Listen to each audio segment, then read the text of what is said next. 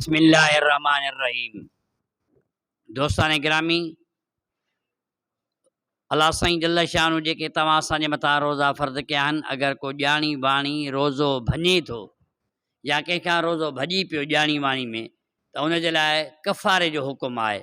फमन lump यजिद फसियामु शहरैन मुतताबिईन मिन क़ब्ल अन यतमासा फमन lump यस्तति फइतआमु सित्तीन मिस्कीना। 28वीं पारे में अल्लाह साईं जल्ल शानो फरमायो त हिकु ग़ुलाम आज़ादु करे, पर जे हिकु ग़ुलाम आज़ादु नथो करे त 2 महीना लगातार रोज़ा रखे, पर जेकॾहिं 2 महीना लगातार रोज़ा नथो रखे त पोइ 60 मिस्कीननि खे पेट भरे ताम खाराए। इहो रोज़े जो कफ़ारो आहे। ॿिए नंबर ते अगरि को बीमार आहे त उहो उन जे लाइ फ़िदे जो हुकुम आहे।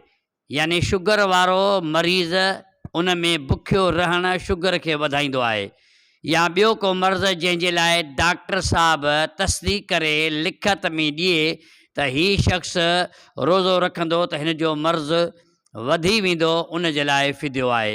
2.25 किलो अटो या उन जी मौजूदा क़ीमत रोज़े जो फ़िदियो आहे। अहिड़ी तरह 30 ॾींहंनि रोज़नि जा फ़िदियो अदा करिणो आहे। उहे 30 ॾींहंनि जो फ़िदियो हिकिड़े ई मिस्कीन ग़रीब खे अदा करे सघे थो ऐं 2 टाइम ताम खाराए, इफ़्तार बि कराए ऐं सहरी बि कराए।